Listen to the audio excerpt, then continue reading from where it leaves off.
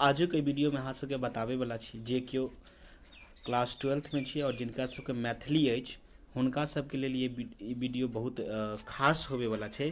कारण जे पहिलुका वीडियो में जे छै हम लगभग 60टा ऑब्जेक्टिव बतौने रही और एहि वीडियो में हम ओहिसँ आगू के ऑब्जेक्टिव बतायब। तो अहाँ सबके जेना कि पता अछि कि अभी दुर्गा पूजा चलि रहल छै, जाहिके कारण हम वीडियो अभी नहीं बना पाबि रहल छी। चलू वीडियो के स्टार्ट करै छी और देखै छियै पहिला क्वेश्चन जेना कि अहाँ सबके स्क्रीन पर देखाइत हैत।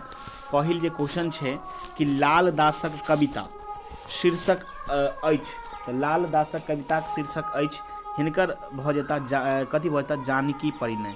कथी लिखने छथि? जानकी परिणय लिखने छथि। अगला क्वेश्चन के अगर बात करी, अगला नंबर क्वेश्चन, तो देखियो लिखल छै केना कि बरियाती सब कियाक अबाक रहि गेल। तऽ बरियाती अबाक रहि गेल जनक के संपत्ति देख कऽ। राजा जनक के पास बहुत सारा संपत्ति देखलक, हुनकर संपत्ति देख कऽ हुनकर सबके मुँह बंद भऽ गेल। मतलब और अतबे नहीं, राजा जनक जे छै सब बरियाती के आदर सत्कार एहन तरीका से करलक जे बरियाती ओहिमे आयल रहथिन हुनका सबके एहन आदर सत्कार कहियो नहीं भेटल रहनि। ठीक छै। अगला क्वेश्चन देखियो कि जनकक की प्रतिज्ञा छलनि। तऽ जनकक प्रतिज्ञा हम सब जानै छी कि जनकक प्रतिज्ञा छलनि कि जे केओ शिव धनुष के तोड़ि देता हुनके संग ओ जनक राजा जनक अपन सिया धिया के विवाह करता।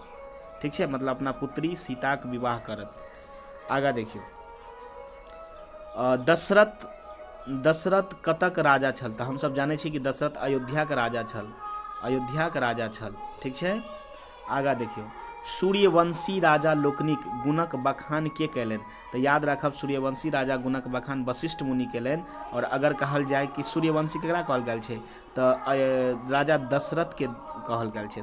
राजा दशरथ जे दरबार में रहथिन ओकरा सूर्यवंशी कहै छलै और राजा जनक जे दरबार में रहथिन ओकरा कहल गेल छलै कथी, तऽ ओकरा चंद्रवंशी कहल गेल छलै। याद राखब। ठीक छै। चलो आगा देखियो अगला छै कि चंद्रवर्षी राजा लोकनिक गुणक बखान के कयलनि। तऽ याद राखब एकर बखान कयलनि सतानंद। ठीक छै।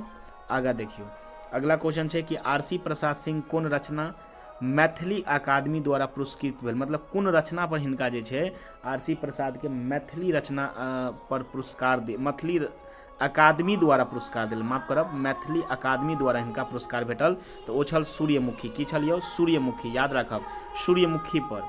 अगला क्वेश्चन देखियो, अगला क्वेश्चन छै कथी कि मिथिलाक शोक कोन नदी के कहल जाइत अछि। तऽ याद राखू कल नहीं कहल जाइत अछि, कहल। ठीक छै। मैथिली कनी जे छै ने कीबोर्ड सही से नहीं बुझि पबै छै। तऽ अगर आंसर भऽ जाए तऽ कोसी नदी। कोसी नदी बिहार के लेल अभिशाप अछि, मतलब हर साल ई नदी सब बाढ़ि अबैत अछि बिहार में। ठीक छै। अगला क्वेश्चन देखियो, और बिहार में जखन अबैया तऽ मिथिलो में आबैया। गोबरक उपयोग कतऽ करबाक चाही। तऽ गोबरक उपयोग जेना छै नदी पोखरि में तऽ नहीं करबाक चाही, ई तऽ ऑप्शन कटिए जायत, खेत भऽ जायत एकर आंसर। अगला क्वेश्चन देखियो, अगला क्वेश्चन छै मिथिलाक विपन्नताक प्रमुख कारण की छै। तऽ मिथिलाक विपन्नताक प्रमुख कारण बाढ़। हर साल बाढ़ अबैत अछि, हर बेर अबैत अछि। अगला क्वेश्चन देखियो कि लिखल छै कि बाढ़िक नहीं बाढ़िक, बाढ़िक बाढ़िक लिखब बाढ़िक। बाढ़िक जल प्लावनक देख शोक के की होमा, माफ करब ई क्वेश्चन टाइपिंग मिस्टेक भऽ गेल छै। ई क्वेश्चन के अहाँ सब सही से लिखब। बाढ़िक भीषण जल प्रबलाक देख कऽ लोक के की होबऽ लागत अछि। तऽ अहाँ सब जनै छी अगर ऑप्शनो आंसरो गलती लिखा गेल छै, लिखो हम जे लिखा रहल छी अगर आंसर भऽ जेता कि हुनका सबके भऽ जाइ छै प्राण काँपऽ लगैत अछि। बाढ़क जखन विभीषिका रूप धारण करैया तऽ ओतुका जे जनता रहैत अछि हुनका सबके प्राण काँपऽ लगैया, प्राण काँपऽ लगैया। ठीक छै।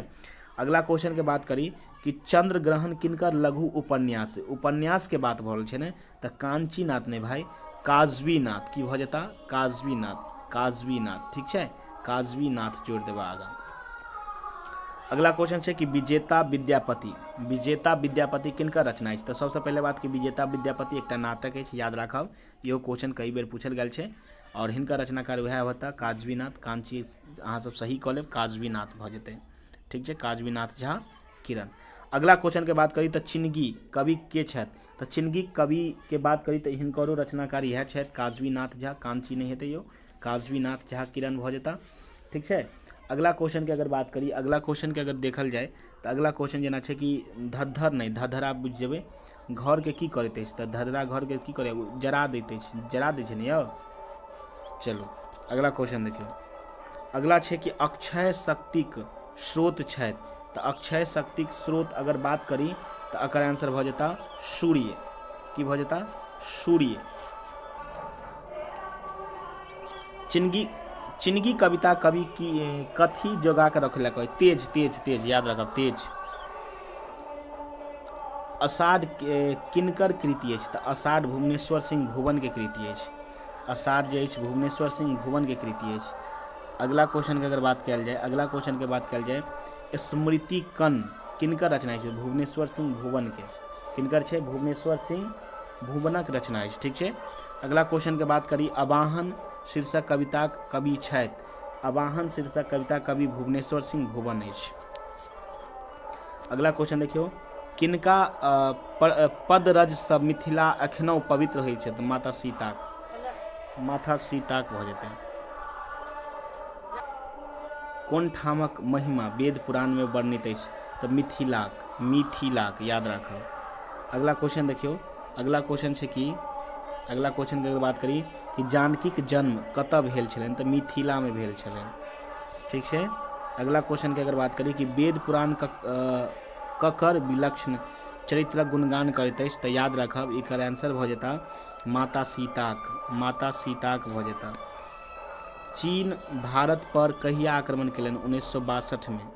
चीन भारत पर आक्रमण 1962 में केलनि और उएह समय में देश में पहिल राष्ट्रीय आपातकाल लगायल गेल।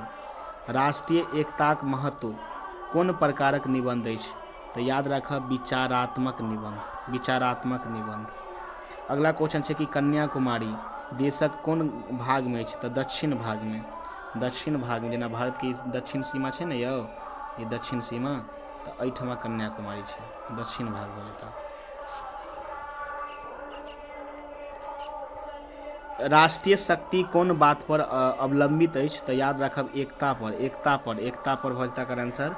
अगला क्वेश्चन छै कि हिमालय देशक कोन भाग में अछि? तऽ हिमालय देश के उत्तर भाग में छै। हिमालय देश के जे छै उत्तर भाग में छै।